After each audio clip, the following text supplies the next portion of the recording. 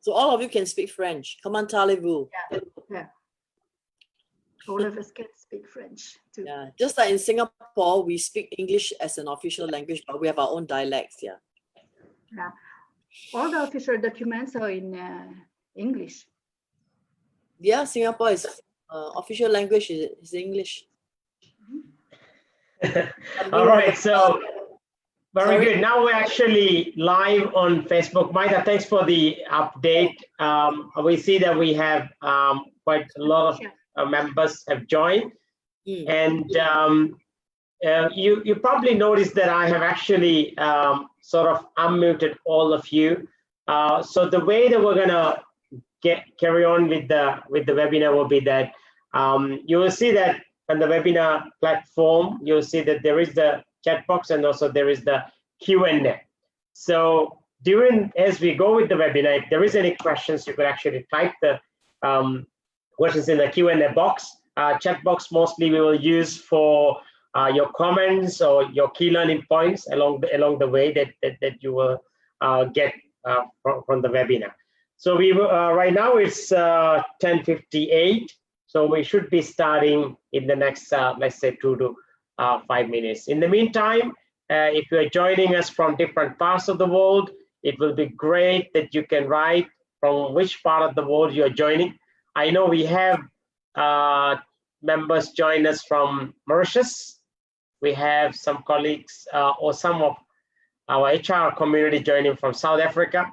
We do have quite a lot from Maldives and also from perhaps different parts of the Maldives. Maybe it's a resort or from there. So there's one from Italy.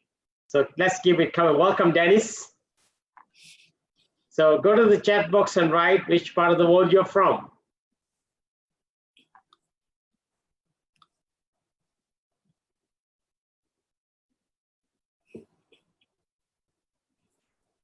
Good. So we have from the from Fush team, we have, okay, good, keep that coming.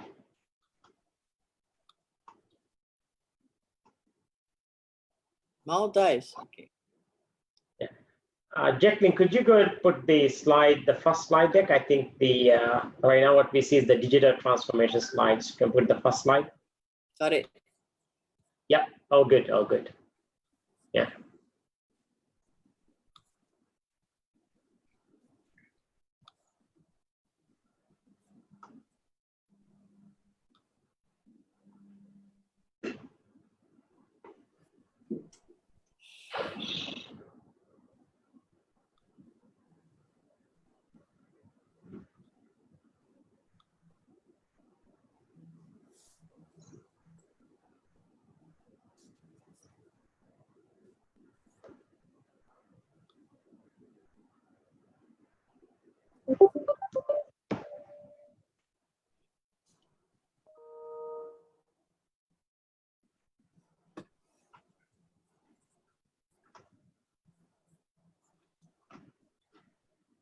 Okay, right now we have 53 participants joined. We are 11 o'clock. So we just also note that we are live on Facebook on our MAP Facebook group. So I just want to double check that.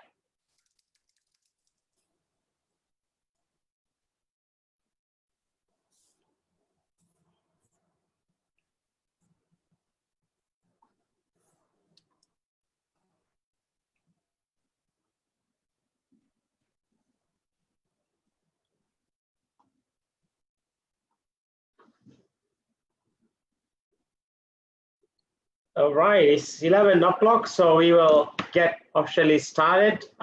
Good morning, everyone, and welcome to the webinar hosted by MAP in partnership with Dr. Jaclyn Lee. Before I officially introduce her to the webinar, I just would like to take a moment to do a small activity with all of you. We have right now 57 team members join, and wherever you are in the world, if you could go to the chat box, and I have a question for you, and you have to write how you feel about it. So the question is, or basically rather your response, how are you feeling today? Right, like right at this moment on this webinar, how are you feeling today? So if you go to the chat box and if you could please write down how you are feeling as your response, that would be like our startup for the webinar. So go ahead and write in the chat box how you're feeling.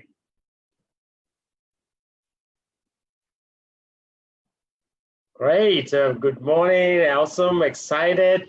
Well, I would say I'm feeling amazing because many of you have joined us and we know this is going to be great. Good. Keep the messages coming.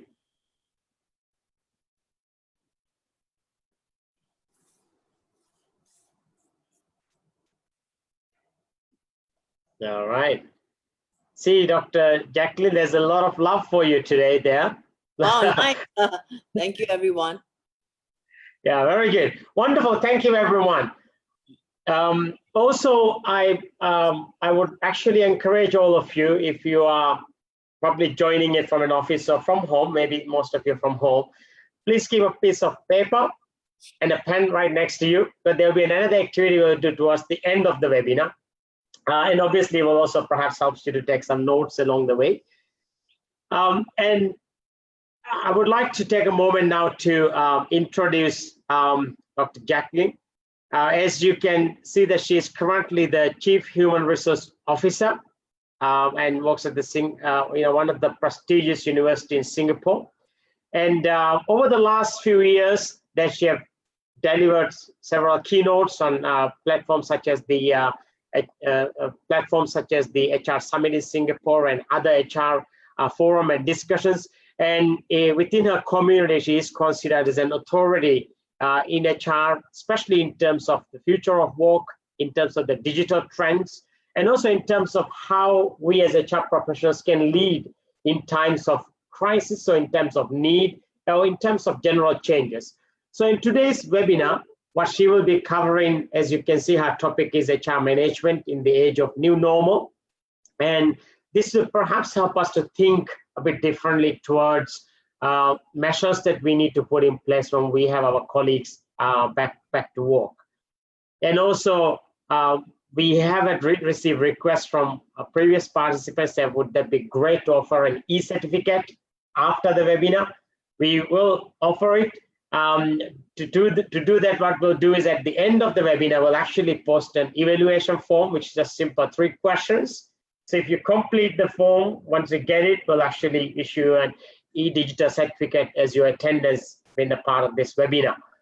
So over to you, Dr. Jaclyn. Welcome once again from the Maldives HR Association and also from all the participants that are up here. Over to you. Thank you, Afif, for that nice introduction. When Afif approached me through the LinkedIn platform, I said, wow, that's interesting. Speaking to the HR community in Mauritius, a place that I've always wanted to go and dream of going, and hopefully after the lockdown, after this whole COVID crisis is over, I can head out to one of the islands there and just enjoy and dive into the ocean.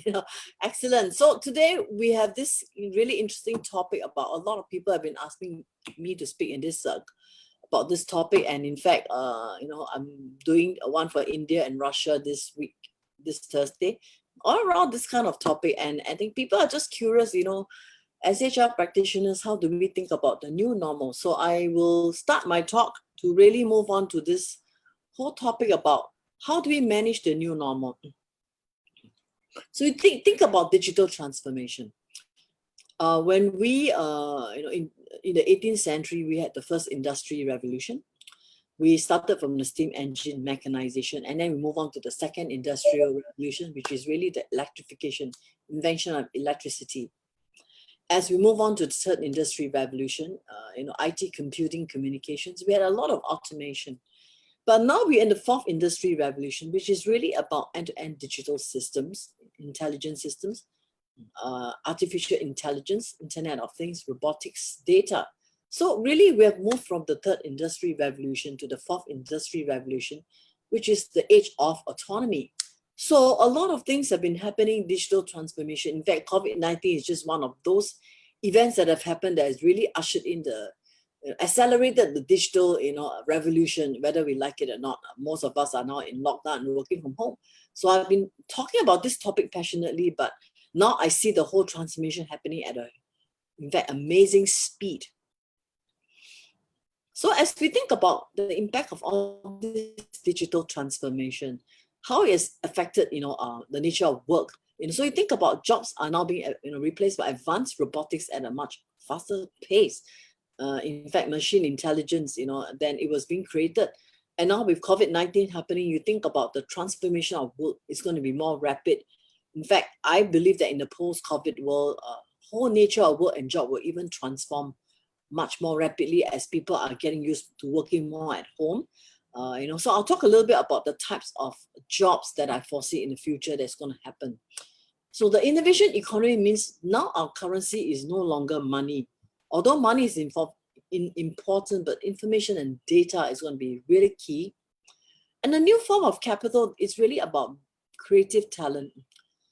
And cross-disciplinarity means not just being an expert in a field that's narrow, but how do you, ensure that you have skills that it's across a wide spectrum.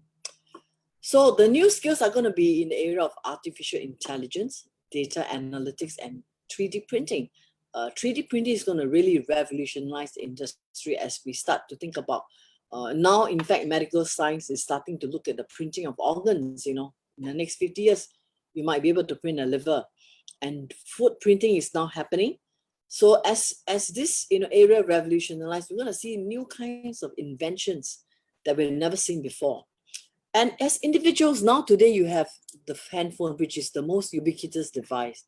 And the handphone, in fact, because of the handphone, we now have access to digital networks to acquire knowledge, communicate one another, and conduct businesses in a way that we've never been able to do before in the past. So the individual now is very empowered right now with this kind of ability to and access to global information at our fingertips.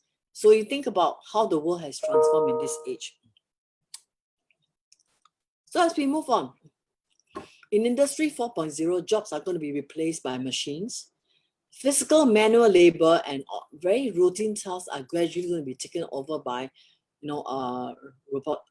robotic process automation, artificial intelligence.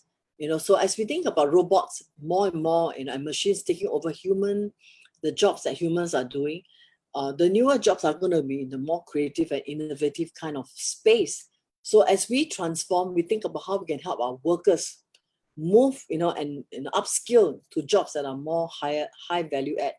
So you think about the mid and low skill jobs involving machines, manual and routine tasks is going to continue to come down. And the newer jobs are going to be in the areas where you need a wide spectrum of skills, not just this way, but across. And the new kind of knowledge will be in the creative, innovative, and personal and communication kind of skills. So as employers, as HR practitioners, how do we retrain our employees and come up with new management systems and reward systems to incentivize this kind of skill set that is needed in Industry 4.0? And also, how do we help our employees embrace new technologies? Not just learn once, but learn and unlearn. I call it my three-word phrase. Unlearn what you have learned, learn and continue to relearn, because you're going to learn multiple times in your life. And how do we get employees into that mindset of continuous learning? As with digital disruption and disruption caused by COVID, the more, we have to reinvent ourselves. So cross-disciplinary learning and a growth mindset is important. So if you have time, look for Satya Nadella's book. He's the CEO of Microsoft. He talks about a growth mindset. It's a mindset that's continuously learning and being open to new things, new challenges in life. So as we move on, we think about after the wave of the digital storm, right? So I started with digital transformation, Industry 4.0, the move from steam engine all the way to automation. So you think about the things that has been happening in our world. In fact, already the digital storm has started, but now with the wave of the rapid urge to digitize, it comes COVID-19, it's another new scenario that has presented itself, to us, So you think about this COVID-19, when it happens, what do we as HR leaders need to think about? First, it has shaken world economies, companies, and individuals. Now we are required more than ever to lead and manage these sweeping changes that's happening in our organizations. In fact, I think that HR, in fact, right now, it's very high demand. Our jobs are even more critical than it was before post-COVID days, because we have to now lead change, help our people to adapt to a new normal that it's never happened before. How do we lead the new normal? So that's the question today. So as I think about it, as we think about 4 in 5 of the world's workforce is on lockdown. Someone just kind of shared in the platform that, look, very frustrated being in a lockdown for such a long time. But unfortunately, we don't know how this virus is going to transform. Even though the curve is flattening in many countries, a vaccine is nowhere to be found. So it's going to be like one of those things like herpes, AIDS, that we probably have to live with for a long, long time. So you think about it, if this is going to happen in our midst and no vaccine is going to be in sight, it's going to happen for a long time. And how do we as HR practitioners help our workforce cope, right? So you think about it, in fact, the most important piece that we have to do right now is social sustainability. How do we bring, the entire world, how do we bring our entire workforce, how do we bring in sustainability now into the element of human resources? You say, Jack, how do I do that?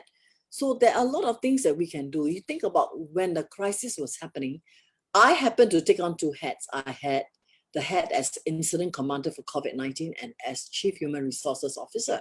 So you think about it, our role is really how do we think about the safety and security of our workforce? How do you ensure the workforce is secure and safe during this period? That you ensure that infections do not happen in your workplace. So I had to do a lot of things when I was running this thing, ensuring that everyone comes to office, taking their temperature, no one comes in sick in the office, ensuring that if somebody has respiratory symptoms, you don't come to work, making sure that people come in and wear their masks, making sure that we have enough social distancing. So as HR practitioners, we have to look into the safety and security of our workforce, and that means we have to work very closely with our EHS colleagues, with our colleagues in the facilities office to make sure everything is configured to secure the workforce. So these are things that we never really thought about in the past, but now, key important element in our job. Second is really about BCP, business continuity planning. If something happens and somebody gets infected, how do we ensure that we have enough team A, team B configuration? So I was very busy because I had to put all my workforce into team A, team B. And not just team A, team B, but then they come to me. So what happens if I need to run a research laboratory and I have equipment to run, and only 2 people in team A knows how to run the equipment, team B doesn't know. So you have to think about then, how do we do kind of swapping, ensure that when you swap, people stay within their respective teams. So while doing this kind of BCP planning, we also have to think about if someone gets infected, do I put people in 2 separate locations for those that need to service internal customers? So there's a lot of actually operational details that we have to think through, and I have to work very closely with all the business units to ensure that BCP is done well and ensures continuity. And when there's a crisis that happens, do we have processes or steps in place to make sure that we manage that crisis? And also staff deployment strategies that links to operational business plans. How do we deploy our staff to ensure that operation keeps running when something happens or infection happens? And work from home policies, now that all of us are at home, how do we configure our work from home policies? Who gets to stay home? Who gets to be in the office? So that means we have to work very closely with our governmental authorities. So in this case, we have in Singapore what we call the Institute for Human Resource Professionals. Is our national body. So I'm inside one of the steering committees, and so we have to make sure that our community get together to quickly respond, come up with policies, guidelines for the general HR community. At the same time, ensuring that we work very closely with governmental authorities to implement work from home policies. And then also mentoring heads of departments on how to cope with the crisis. So a lot of department heads come to me and say, Jack, so what do I do? How do I handle this thing? I have these issues. Should this person come back or not come back? So on a day-to-day basis, I had to sit down and make sure that I am able to coach my heads of department on how to handle the crisis. So in a way, we have to put on that kind of leadership hat as HR practitioners, to manage this kind of dynamic human issues. So I say this akin to in 2009 when we had the recession, we had the financial crisis, the CFO put on that hat. Now the COVID-19, the CHRO puts on this hat. we have to work with CEO and board on cost containment strategy. So I had to sit down with the board to say, look, now this thing has happened. How do we contain costs? So I had to sit down with CFO, CEO, board, executive committee to make sure that our cost remains constant, which is contained, so that we keep every job secure. And also employee mental well-being. Everyone is working from home. They get discouraged, demoralized. So how do we make sure that we continue to do this kind of mentoring and sustaining employee morale? So I had to do a lot of things on the digital platform, using Workplace, using our different apps to have regular talks on mental wellness. We do yoga. We even have classes. We get yoga classes on the Zoom platform. We have a lot of learning resources. So we make sure that we sustain the workforce and make sure that the morale of everyone is kept intact. So if you think about this, our roles are actually very, very important during this time of the COVID crisis, because we are key to integrating the workforce, the business environment in this pandemic world. So just think about this is a very important kind of job that we have to do as CHRO. So I want to pause at this point for some Q&A, because the next topic I'm going to talk about is how do you use digital platforms? How do we configure our workplace to ensure that we are ready for this post-pandemic world? So audience, we'll do a quick maybe answer of 1 or 2 questions before I move on to the next segment of the talk. Yes.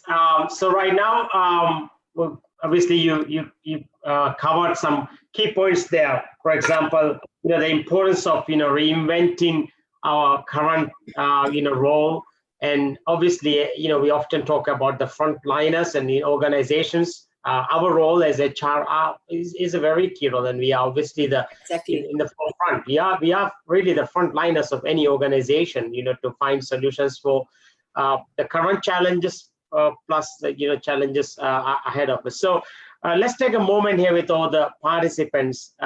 If you could go to the chat box and write a key point that you have learned so far within this, or perhaps a point that you got more enlightened because of attending this webinar. Because we thought we'll want to have a different approach today in this learning experience. Rather than going through the entire presentation, we perhaps share some insights and then ask for some Q&A or some feedback. So if you could go to the chat box and write a key point that you have learned so far, or something that you got more aligned. Very good. So there's a point from Fawaz says, I love the statement, new form of capital is creative talent. Yes, we will be required to be more creative than before.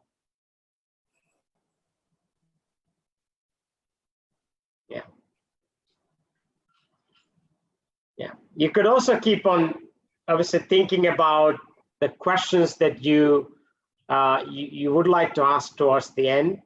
We definitely will open. So then we also got I think it's sort of a comment on the some comments also come in the Q&A box, which is perfectly fine.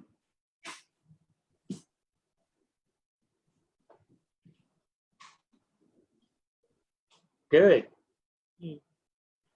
Yeah, Yaz, who is an advocate of growth mindset, said, totally agree that adopting a growth mindset is so important. Yes. And, as Dr. Jaclyn mentioned, it really is the role of HR professionals to lead now and start, retraining our people. And I will share, 2 things that I just learned from the presentation so far. It's really the reinventing our role beyond a set job description, or beyond, even within our offices. I think we have to find a way on how we can, touch the lives of every single one in the organization. And the other important thing is the reinventing the roles within the HR department and also within the organization. Plus, I think right now there's a bigger importance everywhere for HR professionals than what it used to be before. So there's a question, Jaclyn, maybe you may want to address. It's coming from Mavis. And my question is, how is leadership development across the organization key at this point to aid HR practices? So in summary, how can the, what's the best practice to train all the leaders so that they are also a part of the HR team to help to get through? What's your take on that? Okay, so the question is actually ahead. I'm actually going to address leadership in my couple of slides down.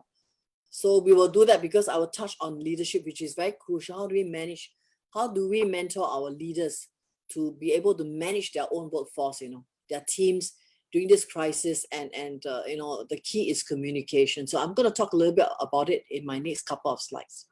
I will address it. Very good. So I think we're then good to go for the next part. Yeah, go ahead. Okay, excellent. So thank you everyone for the very positive feedback and for the encouraging statements. I just normally do this in the middle of a presentation because in a webcast I don't see the audience, so it's a bit hard to gauge whether people are understanding me or not. So it's good that all of you gotten the points at the first few slides. So I'm going to carry on. Right. So as I move on, you think about emerging HR trends that I see post-COVID. Okay, I'm not going to try and bring up too many points because otherwise you go back and it's very hard to remember everything. But I actually list out 3 things. So the very, very key is, the first point is about culture transformation and realignment of values in post-COVID-19. It is really one of inclusion, sustainability, and integration. How do we make sure that we bring the community together, look at also the environment, and also inclusiveness, of each and everyone within the organization. The second trend that I see is career structures are going to change.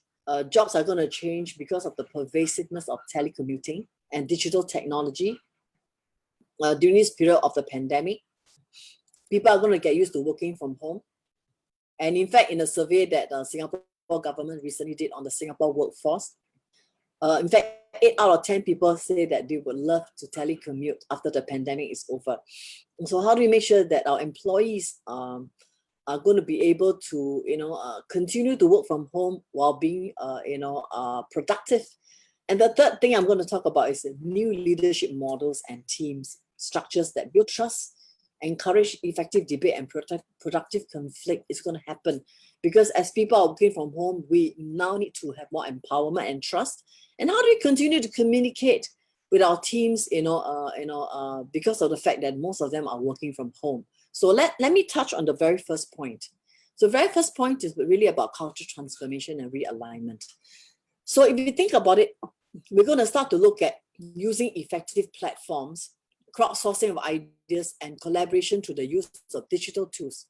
If you think about, so I give you an example in Google. Google actually uses a lot of crowdsourced platforms for problem solving, because as we live in a very complex world, things are not going to be able to be solved by you alone. You need a lot of ideas from your colleagues, your co-workers, to be able to solve problems. So one of the ideas that Google has is they have a platform that people can, for example, if someone has a problem, they have a platform within the organization that for people to post their problem statement. And anybody in the organization can go to that platform to give ideas on how to solve the problem. So in this way, you're collecting a lot of ideas, and it's collective wisdom to solve a problem that it might be hard to tackle just from a single angle. So Google uses this, and it's been very successful and very productive. And in fact, this platform has solved thousands of problems for Google itself. The next idea is really about organizational listening. It's very, very important for transformation. As we go through this post-COVID world, how do we ensure that we continue to listen to our employees? And as we want to transform, are we having enough platforms? Are we having enough forums for employees to share their thoughts, to listen to what they're going through on the ground? What kind of struggle facing? Because like I give you an example, I have a personal assistant. She has been used to seeing me in the office every day, and I will tell her what I need on a daily basis. But when this thing happened, the COVID hit, she suddenly went into a period of silence for 2 weeks. I didn't hear from her. Turns out that she doesn't know how to reorientate herself. That, okay, if your boss is working from home and you're a personal assistant, You can't be looking at me in the eyes every day or taking personal cues for me to do your job. So that means you have to transform. So that means I told her that, look, you have to sit down with me on a weekly basis every Monday. Let's go through my schedule for the next 2 weeks and what are the things you need to do. So I need to tell you ahead of time, I anticipate the problems for the next 2 weeks. And you need to start to transform the way you work. So that means a lot of workers on the ground might not be used to working from home because it takes a different style, a different format, as you don't see each other face to face. So it means that you really have to start listening on the ground, the struggles, So it turns out that this PA of mine, it's having a lot of issues, not seeing me on a day-to-day basis, and she doesn't know how to readjust her way of working. So when I sat down and asked her, I began to see the struggles and said, look, let's see how we can rework the way we reconfigure our work, a situation. So that's a very fundamental aspect of listening. And the third thing is really about collective intelligence. If you look at Netflix, today Netflix is very successful. They have, one of the most innovative, ways of streaming, digital content. So Netflix has this very interesting concept called collective teams. And they use a lot of collective intelligence to solve problems relating to health, integration, even diversity. How do you ensure, for example, during this period in the university, we have 50 over nationalities? I have people start in China, I have people start in India that can't come into the country because of COVID-19. We have students who have issues because a lot of them came from China and we had to put them into a different housing situation. So when I have a lot of issues with diversity, it means diversity of the workforce, and yet I have to bring everyone together to a common platform. How do you solve the problem? So we had to bring teams together, collective wisdom to solve the problem. Okay, look, this is a very complex problem. We can't solve it, but let's together as a team brainstorm. So Netflix and SUTD, we use a lot of collective intelligence, we call diverse teams, to sit down to solve problems, So as you think about the post-COVID world, life is going to be more complex. Change management has to take on a digital form. So like, for example, Google uses a lot of digital platforms for crowdsourcing of ideas. Organization listening can be, transformed to using digital platforms. I'm going to share some ideas with you later. Collective intelligence, again, collective teams can use digital platforms. So change management will have to take on a very digital format. You can't be the kind of traditional face-to-face kind of change management. So the next slide I have is really about some of the platforms to encourage open communication. It's very prevalent. For example, we can use platforms such as Yammer, Slace, HipChat. Employees can upload analysis, common concerns within the organization of insights. And a lot of these platforms are free, You just go and as HR practitioners, we really have to go and explore all the different platforms that are free in the market that we can use, for allowing digital brainstorming. There's also a new form of collaborative decision-making for diverse views. And really it's about, we call them group decision support systems. It's really systems that can allow decision-making collaboratively. I'll share a little bit more later on in my slides. So for example, in SUTD, we have this interesting platform called Spilter. So in Spilter, what we do is that when we first started the university, we needed to do a lot of transformation and change, and people are from different parts of the world. So what we do is we said, okay, let's think about how we can use the digital platform to, enable transformation. So initially what we did was we put the entire culture survey into this platform called Spilter. And then we start to collect information about their location, their nationality, the gender, the department. Then we ran a culture survey. After the culture survey is being conducted, we use the tool to actually obtain alignment. So what we do is the CATM tool. Once we do the survey, we start to get everybody onto this digital platform, which is for brainstorming.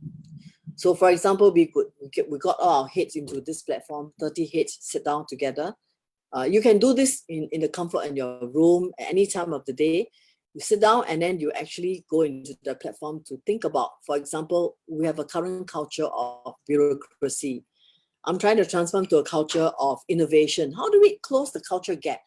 So we get everybody to sit down and start thinking about, okay, maybe give me 5 ideas you think that you can, use for change management, we can use, and everyone contribute 5 ideas. So the tool is able to collect all the ideas together in real time. And in fact, the tool is also able to help us to do priority ranking. For example, 50 people each have 5 ideas. We have 1,000 ideas, right, on the platform. Then everyone goes in and rank the top 3 ideas. I think that is effective for change management. So everyone goes in and rank, and the ideas get sorted out in real time. And everyone start to see on the screen that I'm able to kind of think about the top 3 ideas could be, oh, I think we need to have innovation day. I think we need to have reward systems that can incentivize innovation. I think we need to have this idea. So we actually collected all the ideas in real time, and we were able to implement the ideas over a period of 2 to 3 years. We formed 5 to 6 work teams. So the idea is that in the future of work, in a post-COVID world, you're going to use a lot more collective intelligence. So we got 6 or 7 teams organized together in self-directed teams. You work on this idea, work on this idea, work on this idea. And we have a monthly meeting to monitor the ideas of every team. And we found that after 2-3 years of implementing those ideas, we were able to actually achieve significant growth in the university. And now today, we are now the top emerging engineering school in the world in the latest MIT study. We are number 5 in the world for telecommunications.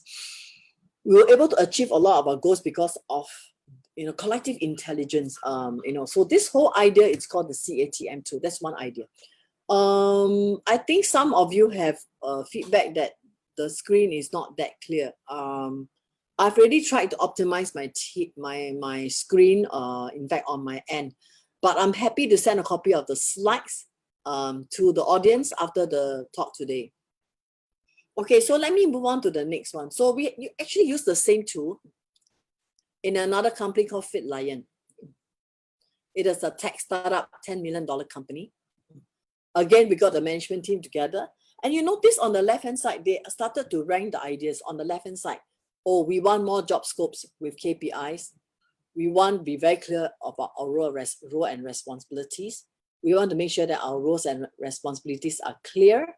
We want to have clearer organization rules. On the right-hand side, people kind of think they want a lot more structure. They want to have clear reporting lines. So we actually took all these ideas when we did the digital brainstorming for this tech company. And this company became very successful. They achieved $10 million of revenue, and they managed to spin off, and the company is sold off. So if you think about some of these digital platforms, they are really, really very good tools for facilitating culture change and transformation. So let me move on to the next slide. So that's really about culture transformation, change in the new age, use of digital tools. Think about collective teams, the power of a team together to solve problems, integrating diversity, sustainability, really through the use of collective teams and collective wisdom. So the second topic I'm going to talk about is now we think about the new careers, the new jobs that are going to happen, not just in the post-COVID world, but that as a result of the digital transformation, lots of things are going to change. So in terms of careers and jobs, okay, I'll take a sip of water.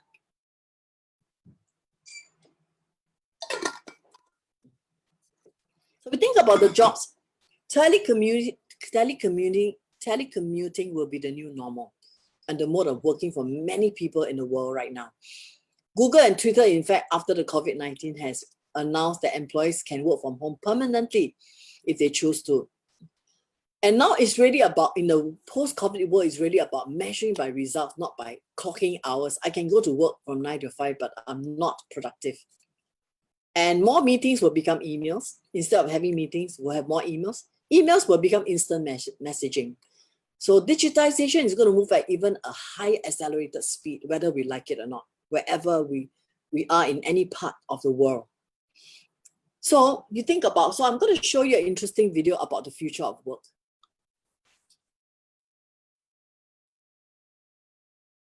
Week, we are talking about navigating the new normal and how COVID-19 will shape our future and what you need to know to be prepared in different aspects of your life. Here's Leslie Ackerson with a look at the workplace. During this pandemic, many of you have transitioned from an office space environment to working from home. Maybe that means the kitchen table or the guest room. While many businesses are now opening their doors and phasing employees back in, we got a taste of how jobs could be going virtual in the future. Technology is shifting things fast, and it will require workers who are willing and able to transition to this new normal.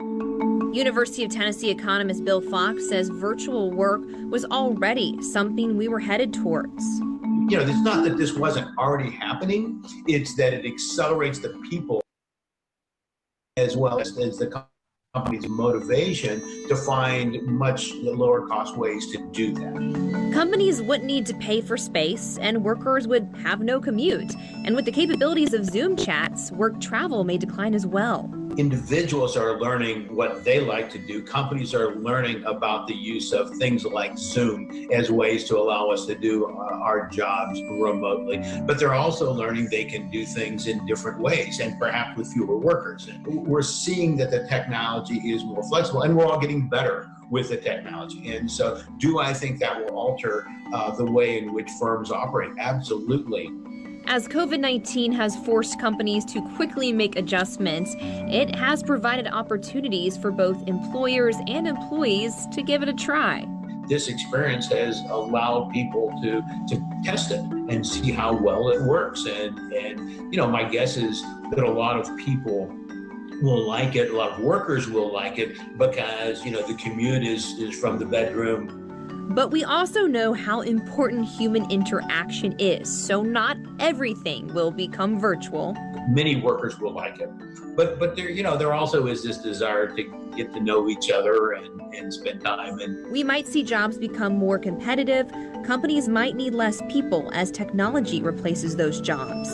And you might see some changes to your office space. There might be more barriers or safety precautions in place. For the foreseeable future, my expectation is that we blend it more with the kind of shared office space in many cases and a limited number of people who are truly working remotely.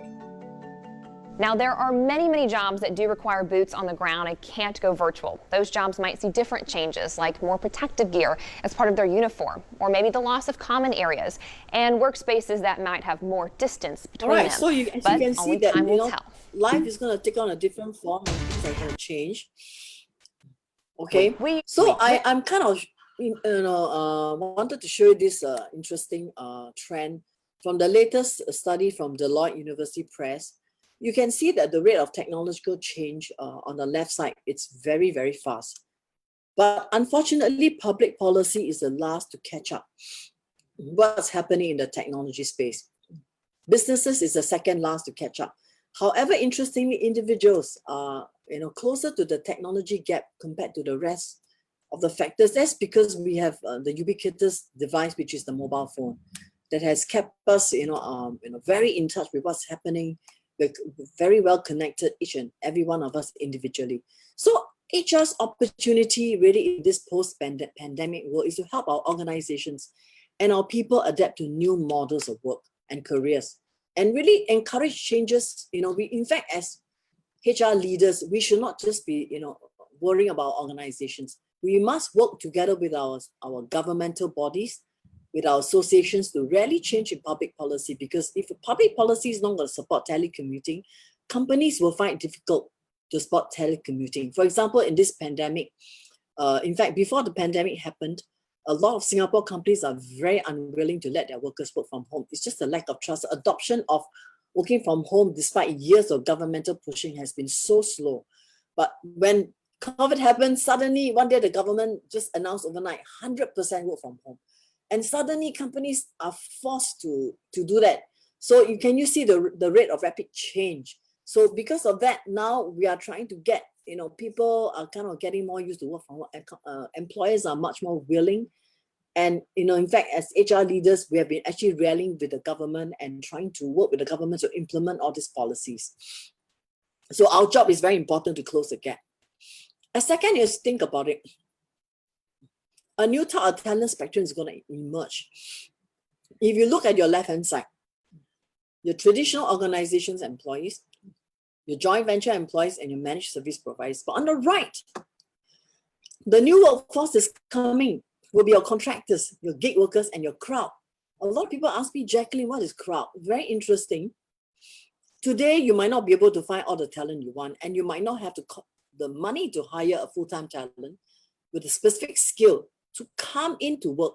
So you go to a crowdsourcing platform like Upwork that has 5 million freelancers and say, I only need someone to do a programming piece. And I pay, say, $500 for this piece of work. You put it onto the digital platform, the freelancers bid for the project, and when the successful bidder gets the work, you only pay $500 for that assignment, and you get that specialized piece of work. So it is like Airbnb, it's crowdsourcing of ideas and talent. So more and more, we're going to move towards the crowdsourcing platform on the right for very specific skill set. And in fact, these are used very widely by consulting companies and universities. Gig workers have always been there, but now it's more prevalent during the post-COVID world. Your contractors are going to be more prevalent. So as HR practitioners, how do we now come up with policies in the post-COVID world to embrace a workforce of this nature on the right-hand side? Gig workers, crowdsourced platform contractors, instead of the traditional employees that are there from 9 to 5. Because if you move more to the right, you will become much more cost-effective. So the new normal. So just now, one of the participants asked, so Jack, what's leadership going to look like in the new normal? So I'll outline, in the new normal, leaders are going to be mentors and coaches. You're not going to be, I'm the boss, you're the subordinate. Our role, it's more mentoring and coaching, because you can't micromanage anymore, because a lot of work is going to be remote. It is very hard to keep a close watch on employees to make sure they come to work from 9 to 5. You got to have trust, okay? You have to change your entire mindset to one of trust. Leaders have to learn to trust, because there's no more micromanaging. And really, the way you measure performance, your whole appraisal system, the way leaders work will be by results, not by time work. We've got to give people work and measure them by outcomes. And also flexibility. As leaders, we have to allow a lot of flexibility in the workforce. As long as workers are delivering results, it really doesn't matter what time of day, right? They're performing the job functions. For example, I'm not a morning person. I work very well in the night and I deliver my job, right? So as long as people are delivering the results, you do not want to micromanage. And really, as leaders, if we say something, we really have to show that we do something, right? We don't tell our employees, oh, I expect you to log in every day at 9 o'clock on Skype for business, but I'm only logging in at 11 a.m. in the morning. It doesn't gel. And also, because everybody is now on remote work, our job as, in fact, mentors is even more crucial. We got to be available to offer advice to workers that are really disrupted by their new normal. How do we, talk to and counsel employees that have that kind of digital disruption? Like my PA, she was suddenly disrupted and couldn't function for 2 weeks. I had to get her to adjust. Say, look, when you're in this kind of telecommuting mode, the way you support me is going to be very different. It has to be very anticipatory. You have to come to me ahead of time. Let's work out our plans for the next 1 week, and these are exactly what you need to do. So as leaders, we got to be able to offer advice and lead and coach our team on the ground. Okay, so key principles in communication that we have to really bear in mind. We need to decide on a few tools. I know I've shared a couple of tools with you just now that you can use for digital communication, but I think we should not have too many. Like in SUTD, we use Workplace by Facebook. We use the Splitter platform for digital brainstorming. We have Qualtrics for employee surveys, and we use Zoom for communication. So just 4 tools. So we got to focus. Most important is the tools must help me with collaboration and building communities, bringing the community together and building that sense of camaraderie.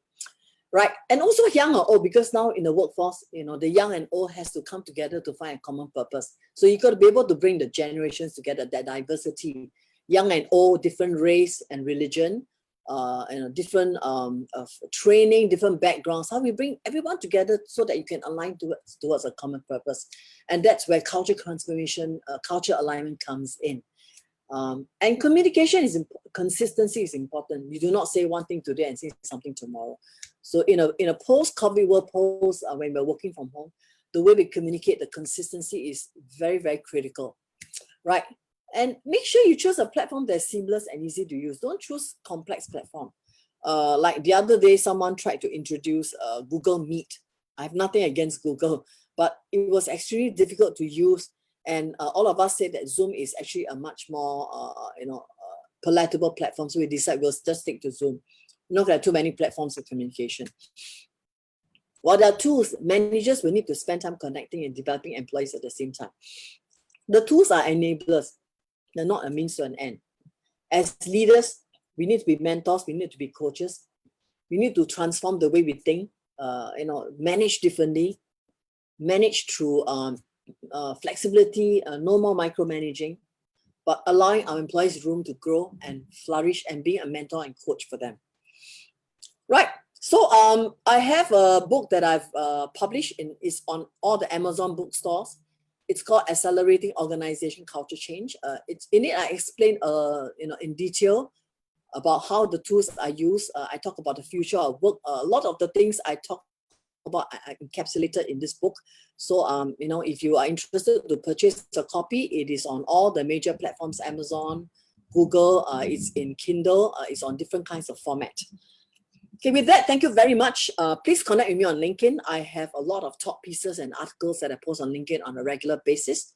Please join my LinkedIn platform to really connect with me and have more ideas. With that, I thank you very much, and we'd like to open to the audience for question and answer. Thank you very much.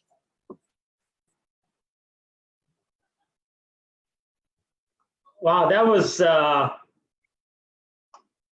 was wonderful, Jaclyn. I think we all the participants would agree with me that in the last 45 minutes, also what you have shared has enlightened us as HR professionals or as business leaders. And I know on this call we have quite senior leaders of organizations, general managers of properties, or chief HR officers and HR directors, and even entrepreneurs that actually manages large organizations. So wonderful. Why don't all the participants go to the chat box and just write a few comments of how you feel right now, or because we're coming almost to the end of the webinar. How do you feel right now?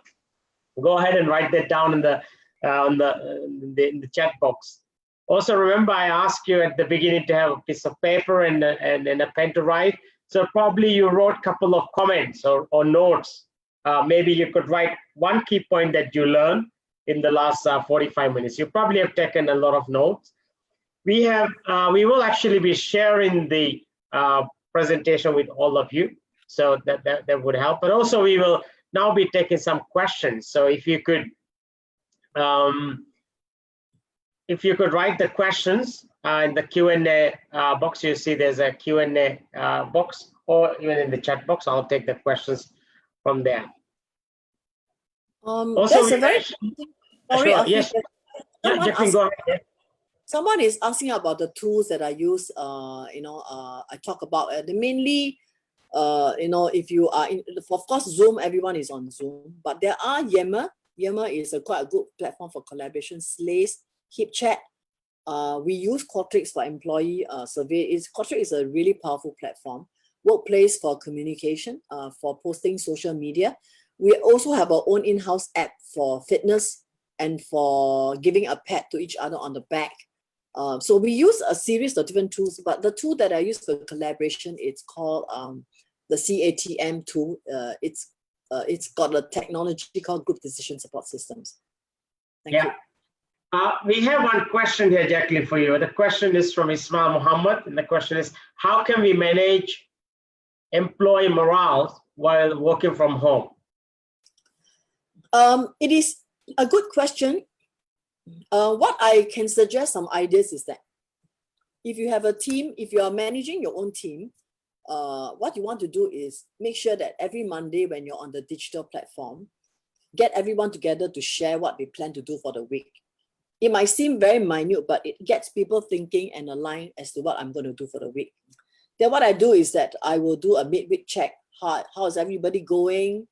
Give me a high five. If you're not doing well, raise up your hands. And at the end of the week, we have a check-in period, and we play a game called Pictionary. So in a way, the team gets connected.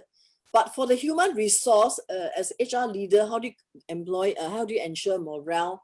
of the workforce is you need to use quite a bit of digital tools. Like Workplace is a good platform for posting regular updates about being healthy, having mental health. I do a lot of in fact bite-sized training during this period of time, and we found that the attendance has been excellent. We also do yoga. Like for example, I have somebody volunteer to teach yoga, and we do it through the Zoom platform. So you need to do a lot of activities digitally to get people engaged. But if you are managing a team, please check in with your team on a regular basis. It's important. Yeah. So I think the key point is check on your team, on a regular basis and keep them updated. We have another question here from Mavis.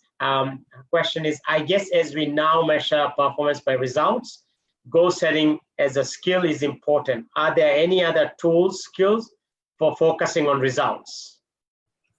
I think for results, it's important that as HR leaders right now, I in fact I teach a course called data science.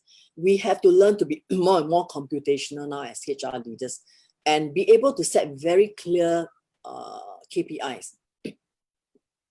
So in fact, I would say that results need to be as measurable as possible. So we got to learn to now move towards the side of things by looking at return on investment, absenteeism rate, turnover rate.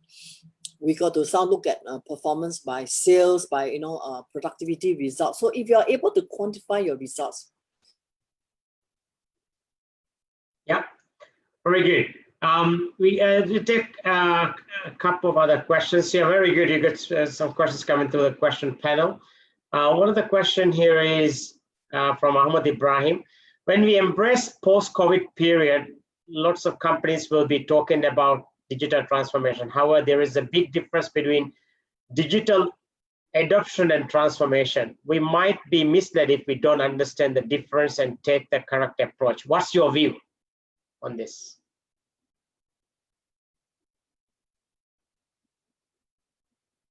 Hi, Dr. Jaclyn. I think we lost her for a moment. I think her connection, I don't see her here. Let me just hi,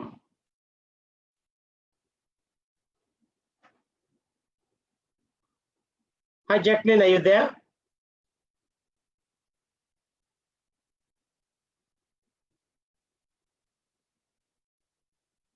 Okay, let me sorry all the participants. I think she probably had a bit of connection issues. She will connect us back again. I'm just gonna check on it right now.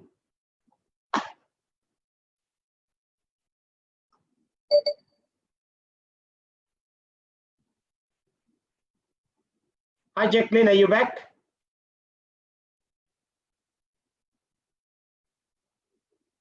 Yeah, I think the connection got interrupted, but it's okay. It's good now. Yeah. It's good now. So I was kind of answering to say that it is important to be able to quantify your measurement, because of course there will be qualitative results, but as quantitative as possible is actually good. Yeah. Yeah, very good. There was actually a very interesting question that I think will definitely help many participants. So says, when we embrace post-COVID period, lots of companies will be talking about digital transformation. However, there is a big difference between digital adoption and transformation. We might be misled if we don't understand the difference and take the correct approach. What's your view? That's an excellent question. As if you notice that in my slide, I say that a lot of things have been happening, but even in Singapore, employers are so reluctant to enable employees to work from home. Digital adoption, if you look at my curve, between businesses and what's happening with technologies, there's a huge gap. So if you think about it, this kind of digital transformation is happening, but adoption is very, very slow. So that's why as HR leaders, we have an opportunity to influence our leaders to move towards digital adoption. We have to work very closely with our CIO, our CTO, to look at digital adoption. So in the university, I form work groups on how for example, we did a workforce planning. We look at the areas of gaps where there's a potential for digital transformation. and automation. So it requires a lot of study in depth into the work processes, because you can't just adopt technology without understanding the gaps in your work processes. But working from home is something that has to do with policies.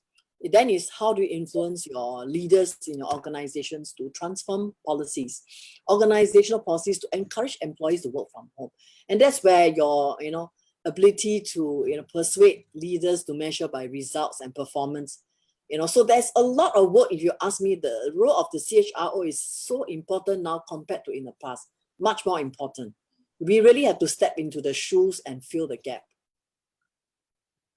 Yeah, very good. Thank you. We'll take one more question. It says, the question is from Ashraf. We're in the process of making plans post COVID-19. How would you suggest to proceed? What would be the most important things to consider? This is a very broad question. I'm not sure whether I could take it. So when you say plans, is it business plans or HR plans? So when you talk about business plans and looking at what is happening, you really have to think about whether your organization first thing has a technology to support working from home, and whether you can measure results, objectively. So if you are looking at business plans, business continuity plans, is really to ensure that your team configurations are there, team A, team B. When there's an infection that comes, you are not down. So the BCP becomes very, very critical. And also make sure that you want to think about being realistic. For example, for us, we are starting to realign our goals. We know that we're going to have certain budget deficit because of the COVID-19. How are we going to reconfigure and rejig our workforce configuration? Are we going to hire more people? Are we going to freeze hiring? So there are many, many issues, from human resource to business issues, to operational issues, to policy. So you got to deal with all this, and it's not something that you can solve by yourself. You need to bring in a multidisciplinary task force to look at these issues. I will look at 4 areas: BCP, operational plan, deployment, your workforce planning, your business goals have to be reconfigured because of what's happening in the dynamic business environment. For example, I'm sure that you have a lot of your resort business is affected. That means you're going to have problems with your workforce. Do you have to lay off workers, or do you want to put people on a contingent workforce and maybe put them on a contract basis so that I can redeploy them when the season picks up? So these are the issues to do with the entire workforce planning. I hope I've answered this question. Yeah, it's quite quite an important question. I think also the reference was specifically made to the human resource plan. Just to do a quick recap before we take a few more questions, what I gathered from this, especially the last part of your presentation, there are some key 3 points you mentioned, which is the results. The performance will obviously be monitored, or performance will be taken mostly based on the results that is delivered by our colleagues when, whether it is from home or whether when they come back to work, and which always probably has been, but I think post-COVID, this indicator will be a key factor. And then I like the very important point that you mentioned to all of HR professionals, which is this is a very big opportunity that we all got as employees and employers, probably an opportunity that we may never get again in our lifetime. Who knows, right? But how are we using this opportunity to address the things in our organization that probably slow down the productivity of our people, slow down the potential opportunities that we had, and many other things. So we have to ask that question as HR professionals as we leave today's webinar. What are we going to do about it, right? Because there's still a lot of opportunities that we may have not touched yet. We can still do something about it.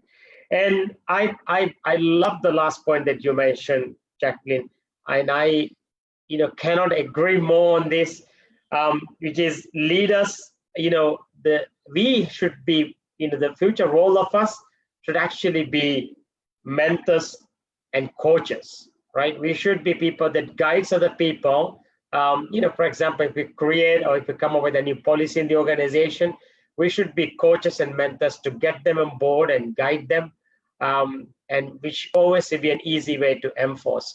For all the listeners and those who are watching our webinar, I have a very good news for you, because we are going to be bringing during this month, June, we will be bringing a panel discussion where specifically focusing on this topic of how can HR leaders or business leaders in general can be great coaches and mentors. With this, I would like to take a question actually that relates to this topic here, or the last point I just mentioned. How do we adopt our leaders, mainly head of departments or leadership, team people who lead the team, operational mindsets to mentors and coaches? So this question is from a senior HR person of a resort, Zaki, and obviously in resort environment, people live and work together. So what's your take on this, Jaclyn? I think, I think in order to encourage our leaders to be mentors and coaches, you need to have a structured training program. For example, in my last job, I actually brought in an executive coach, and I told my leaders, you got to be coaches yourself.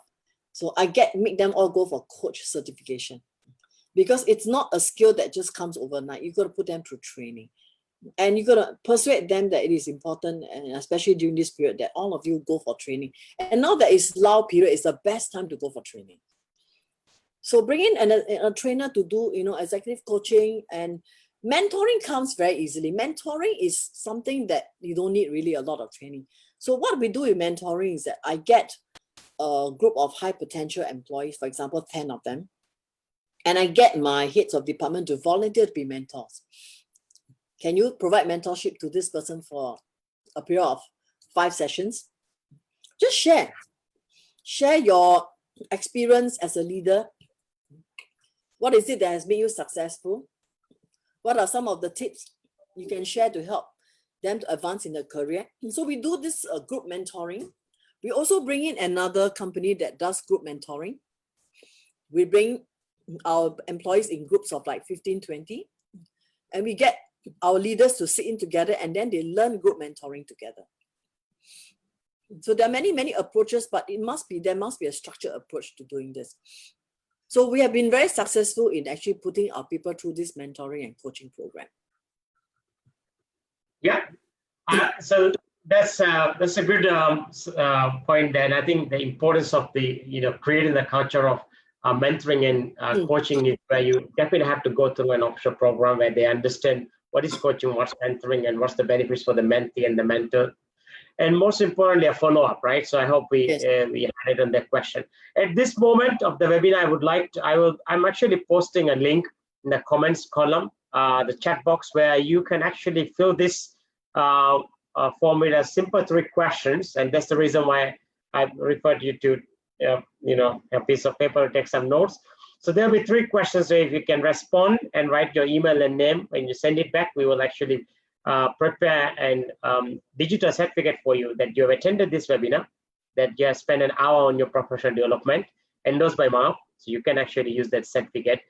So we will actually, I've just posted the link right now. If you can use the link to answer, and then from there, you will actually be able to, because we'll get the response with your, make sure you write your name and email, because the last question is your name and email. Let's take one more question, Jaclyn, and I think we'll, so there is, let me see which questions, so quite a lot of questions are there.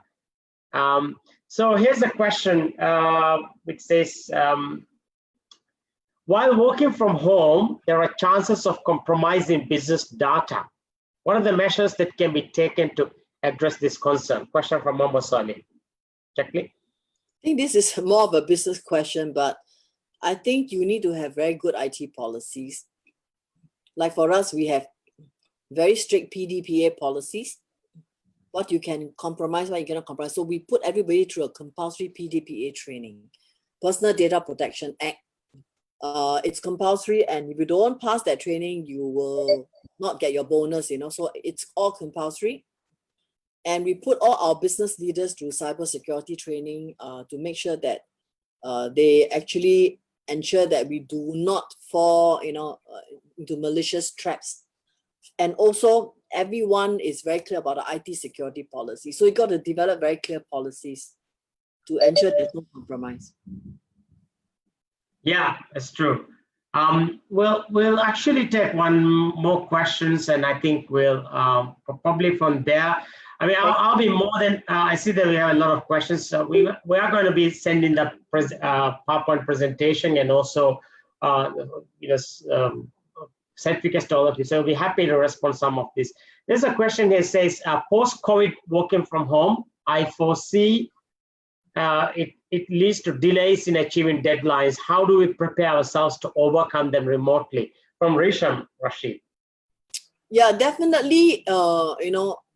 If you ask me, 100% working from home is not completely effective. I would say a mixture of being in the office and being at home. But now that we're 100% working from home, we need to be as productive as possible.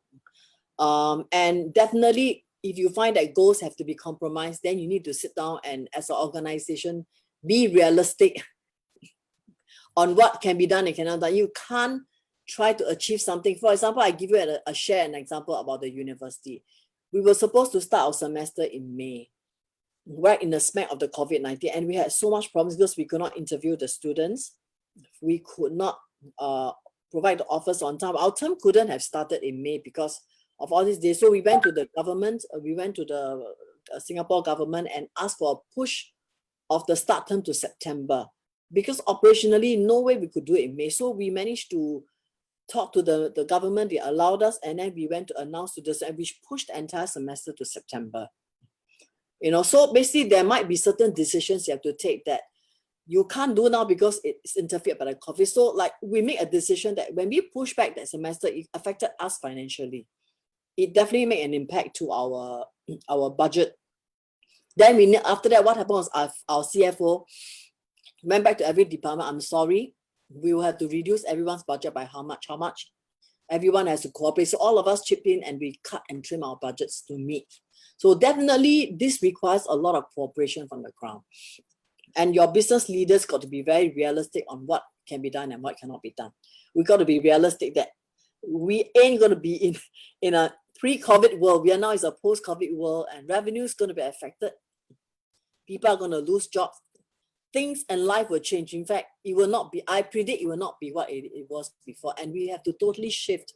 That's why it's so important that as HR leaders, we got to help our leaders, our managers, employees shift the mindset that life is not going to be the same. It's the new normal, which may not be a bad thing. Yeah, I believe that a lot of these things can be addressed through, definitely through some, obviously through training, some through education and making people aware about it, because that's where the real opportunity is. I thought I would just want to take one last question, Jaclyn, if that's okay. Yeah, okay. We have this question, I think, which is quite an interesting question. And there's two parts to that question. One is, you mentioned about there is an opportunity here for us to accelerate or probably bring more activities to enhancing our culture. If you want to build an organizational culture, there's an opportunity here. So the first question is, why did you say that? And what's your belief in that? And the other question is, that is this the right time to start building your culture to the new mindset that we want to go ahead? Because still it's a bit uncertain what the future is going to look like, because things are still developing. It is developing every day. So what's your take on that? I can tell you culture is very dynamic. You don't just do a culture exercise and you stop there, because the environment is so dynamic that things transform all the time. So your culture change is almost constant. So remember just now in the first part of my slides, I talk about organizational listening. So in order to do culture transformation, you got to listen. So you got to have constant listening. That's why I encourage you to have digital platforms where employees can send in their ideas and their thoughts. So once you can hear from the ground the ideas, then it's where you start to shape your culture. And if you ask me, we need an agile culture in this kind of dynamic age. Agile culture has to be very agile. We got to adopt the change. The new way of working is the network of teams, collective wisdom. You can't depend on one person. Empowerment. So if you think about along these teams, you're not going to go wrong. Okay. So if you can move your culture to one that is more dynamic, more empowerment, one that it's basically adaptable to change, collective wisdom, you're going to be successful in whatever business you're going to be in. Because I found that to be true in most, I've done quite a couple of case studies. We've implemented the tool in quite a lot of organizations, and that's what I found. Yeah, Very good. Now, ladies and gentlemen, we hope that you found the time was well spent, this hour and 15 minutes. And why don't we take a moment just to go to the chat box and share how much you enjoyed this webinar, and give some love to our speaker today, Jaclyn. Just share some comments and well wishes for her in the chat box.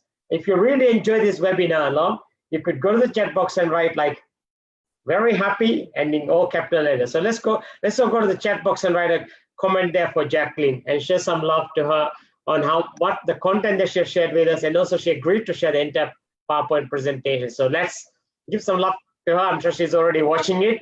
Jaclyn, we are very grateful that you shared this with us, and your content is rich, it's very helpful, and also we love the way that you presented it. So thank you very much for sharing this with us. Thank you so much. I've really enjoyed myself. And I'm just I saw some of the comments, very, very happy, and yeah, really, really nice. Thank you, everyone. I'll just take a screenshot of this. Now, I actually said, yeah, please do take a screenshot. I did actually do a couple too, but yeah, you can go ahead and do it too. Yeah. Okay, excellent. Thank you, everyone. Yeah, and also so far we already received about 35 responses for the survey. So all of you will get your certificates. Definitely, we'll send that to you along the way. Before we actually close, I just would like to make a short announcement that on 4th of July, MAP was planning to have its second Learning and Development Conference this year. Obviously, it is highly unlikely that we can gather in large groups in anywhere, I suppose, in the world in the next 4 to 6 months. So we will actually be doing the MODI's first digital Learning and Development Conference in July. The dates are to be announced by tomorrow. So we will actually be sharing some posters, which means the speakers are all going to be live, speaking to you from wherever you are in the world. And obviously, it will be a conference where there will be no charge because of the way that we wanted to host it. So we are actually still working on the final details. There will be speakers from different parts of the world. So stay tuned for the details. We will share it by tomorrow, the date. And wherever you are in the world, you can actually join the L&D conference. It won't be a full-day event. Rather, it will be divided over 2 to 3 days. Every day, probably 2 to 3 hours, so that you can also plan, without interrupting your office schedule, as many of you will start either going back to office, or probably you will have more work to do from home, as in most part of the world and most part of the places where the business are opening slowly and at different stages. So we thought we want to share that with all of you. And thank you very much for all of you for your comments and lovely remarks. What makes us as an association to do this for all of you is because of your participation and because of your coordination and being there for all of us. So thank you very much. And once again, to Dr. Jaclyn, the Chief Human Resource Officer of a very prestigious university in Singapore, the Singapore University of Technology and Design. You have done an amazing job, and we look forward for future partnerships with you and perhaps your team there. Thank you very much, and God bless all of us. Thank you. Bye, everyone. Bye. Thank you.